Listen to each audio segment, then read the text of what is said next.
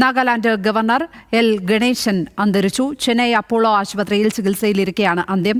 80 വയസ്സായിരുന്നു. വിവരങ്ങളുമായി ശരത്ലാൽ, എന്താണ് വിശദാംശങ്ങൾ? ലക്ഷ്മി, നാഗാലാൻഡ് ഗവർണർ എന്നുള്ള ഉപരി എൽ ഗണേശൻ കേരളത്തിന്റെ ചുമതലയുള്ള ജനറൽ സെക്രട്ടറി ആയിരുന്നു.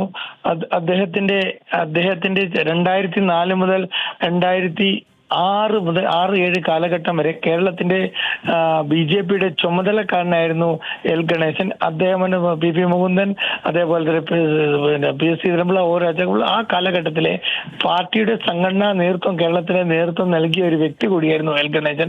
അതുകൊണ്ട് കേരളമായിട്ട് അടുത്ത ബന്ധമുള്ള വ്യക്തിയായിരുന്നു. കഴിഞ്ഞ കുറെ കാലങ്ങളായി അദ്ദേഹത്തിന് ഹൃദയ സംബന്ധമായ അസുഖമുണ്ടായിരുന്നു. നാഗാലാൻഡ് ഗവർണറായ ശേഷം അതുപോലെ തന്നെ അദ്ദേഹത്തിന് അഡീഷണൽ ചുമതല നേരത്തെ നൽകിയിരുന്നു കൽക്കത്തയുടെ. പക്ഷെ സ്വാഭാവികമായിട്ടും അദ്ദേഹത്തിന്റെ ആരോഗ്യസ്ഥിതി കാരണം അദ്ദേഹം ആവശ്യപ്പെട്ടത് നാഗാലാൻഡിൽ മാത്രമായി ചുരുക്കുകയായിരുന്നു. ഇപ്പോൾ അതുപോലെ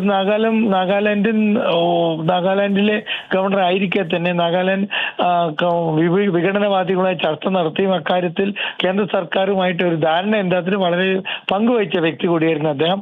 ഏതായാലും ഇപ്പോൾ അദ്ദേഹം അപ്പോളോ ആശുപത്രിയിൽ ഹൃദയ സംബന്ധമായ അസുഖം മൂലം അല്പസമയം മുമ്പ് അന്തരിച്ചു എന്നുള്ള വാർത്തയാണ് നമുക്ക് ലഭിക്കുന്നത്. കേരളമായിട്ട് അടുത്ത ബന്ധമുള്ള കേരളത്തിലെ BJPയെ ശക്തിപ്പെടുത്തുന്നതിൽ നിർണായക പങ്കുവഹിച്ച ഒരു വ്യക്തി കൂടിയാണ് എൽ ഗണേശൻ.